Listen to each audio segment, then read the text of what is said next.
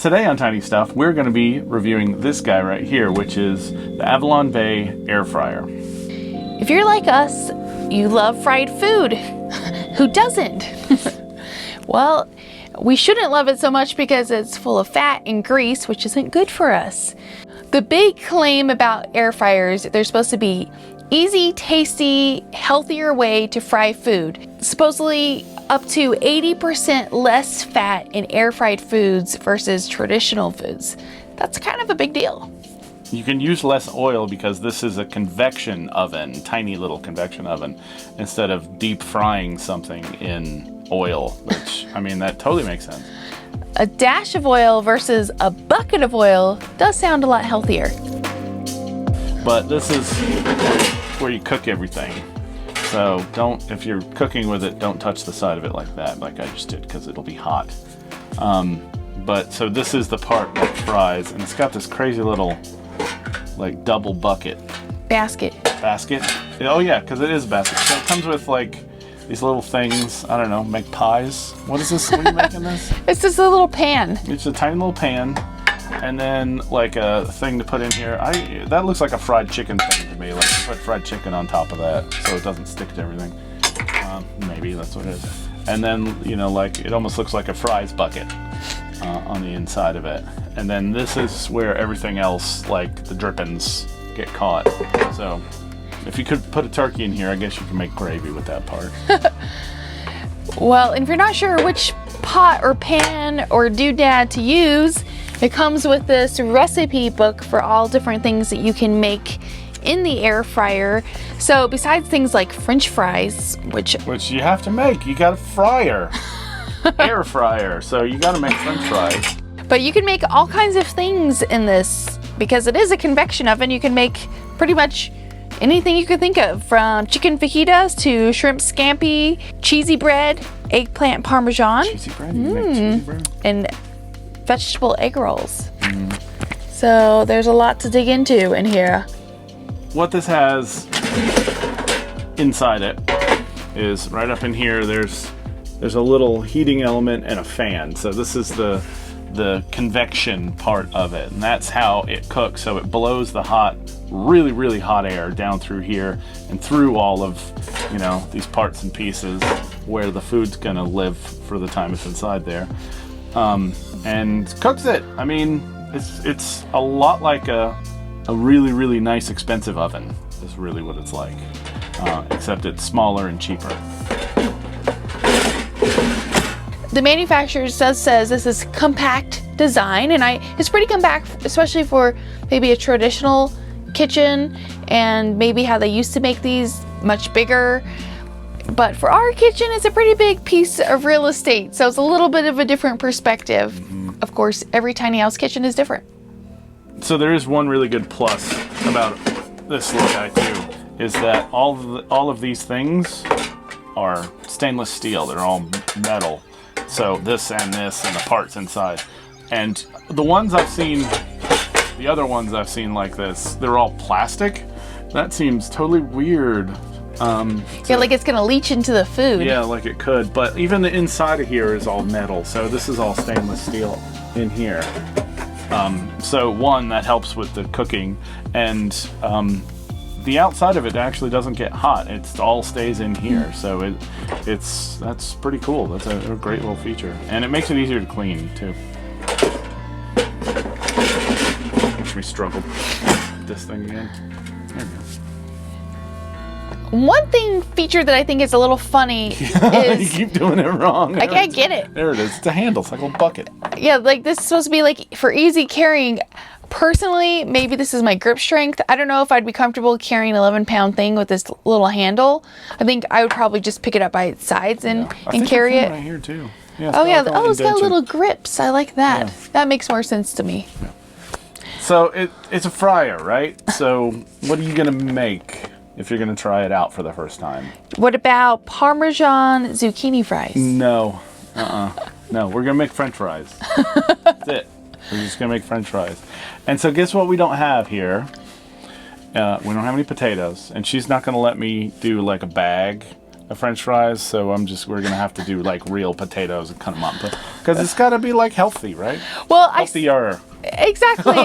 And it feels like a cop-out to use frozen fries. Yes, you can put frozen fries in here and cook it, but why not just get a potato and cut it? I looked on my little recipe app and I found like the best, what is it called? How to make the best ever air fry fries. So we're gonna make these French fries, like real French fries. We don't have any potatoes, so we gotta go to the store. All right, so you ready to go? Let's do it. All right, go.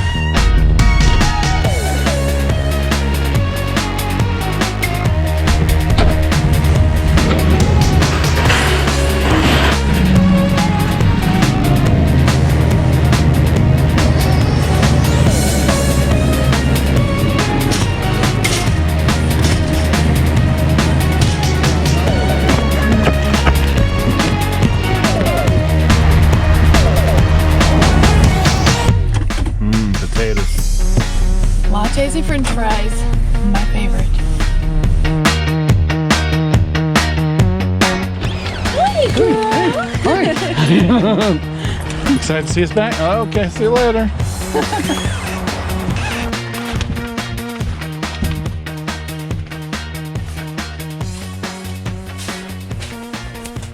Okay, we're going to attempt to make the best air fryer French fries ever.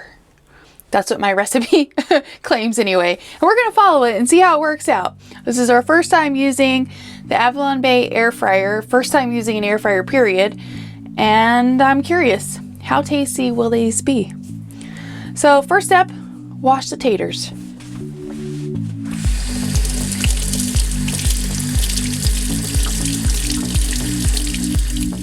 I am not the most artful cutter.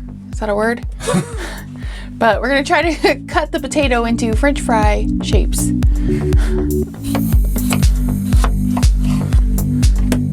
The recipe said to peel the potatoes. Two things. One, I like French fries with skin. Second, we have a tiny house kitchen where we've downsized some extraneous kitchen tools like a peeler. So we're not gonna peel. Okay, so turn on the air fryer. And it's set at 360, but we need to turn that down to 350. And there's a timer, which isn't correct right now, but I'm gonna wait to change that until I'm ready to actually push go. So then all you do is pull out the tray, and we don't need our accessories for French fries, so I'll set those over here. And then inside is our air frying basket, if you will, which is where I'm going to put the potatoes and the oil. So next thing, I'm going to get my olive oil. And let me double check my recipe. I really like to use this recipe app, Yummily. Not a sponsor, just really like this app. You can access like a gazillion recipes across the interwebs. And that's how I found how to make the best air fryer fries. And it calls for 4 tablespoons of olive oil, which is considerably less than, you know, a whole basket full of oil like real French fries would require. All right, so now I simply put the tray back into the air fryer. That locks it into place. So you have a couple options. You can set it for the full cook time, which would be like 15 minutes. And then when you want to shake them every so often, you could just push pause. Or what I would prefer is to set it for the time until I need to shake it just to remind me, because I get caught up doing something else. So in 2 minutes time, we'll shake these babies and then get them cooking some more. It's time to shake the fries for the first time. And again, we're doing this so they cook more evenly. So you just grab the handle alone, pull it out. Shake, shake. Is this right? Do I need to be more aggressively shaking? I'm going to use my pot holder because, reminder, this is metal. The handle is perfectly cool and not hot at all, but the rest of this could be pretty darn hot. So we're going to use our pot holder in our hand because I need 2 hands to aggressively shake. Shaken, not stirred. Put it back in. This time we're going to set the timer for 8 minutes and then we will shake once again. But this time I'm going to stir, I think, because I'm not a proficient shaker.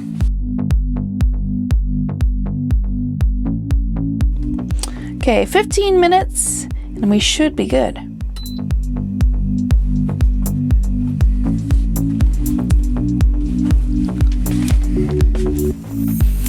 Winnie girl, are you excited about French fries? So sweet girl. So far I've noticed a quirk or two about cooking with the air fryer. Again, it is my first time. I noticed that every time the timer goes off, like now, it's been resetting to 360 instead of the 350, which I want to cook at. So each time I've had to adjust the temperature down. So keep an eye out for that. If you're cooking something at 350 or 400 or whatever, you're going to have to reset it each time. All right, let's see how these fries turned out. Ooh, it looks quite crispy in here. Ooh, and it sounds crispy too. Looks pretty good. Looks like 1 or 2 of the thicker pieces are less crispy, but that's not a bad thing. Let's plate this.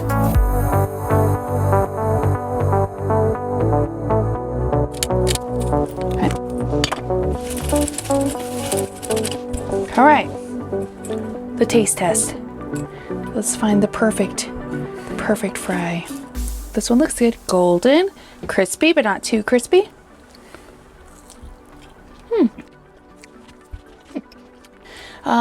Really good. It doesn't taste as fatty as like fast food French fries, which are pretty amazing. It feels healthier because it feels less greasy, but still incredibly delicious. So I give this recipe and air fryer experience 2 thumbs up.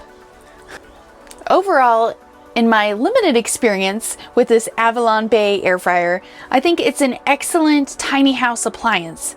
I can just imagine having this and a hot plate in your kitchen, and that would be enough to cook a huge variety of meals.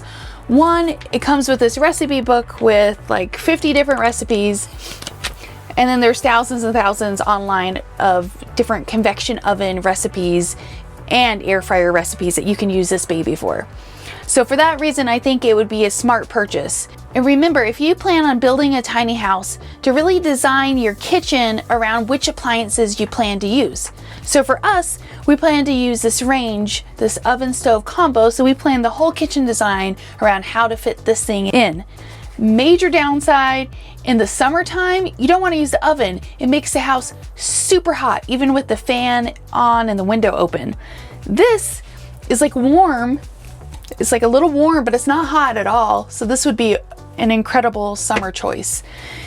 So the Avalon Bay air fryer is definitely a solid option to consider for your future tiny home. And it only costs about $57 on Amazon, which is a fraction of the price of our oven. We'll put a link below so you can check it out. Thank you for watching.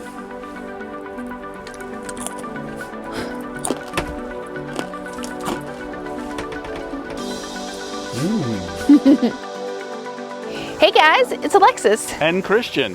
Thank you very much for watching our video. Yes, and subscribing to our channel.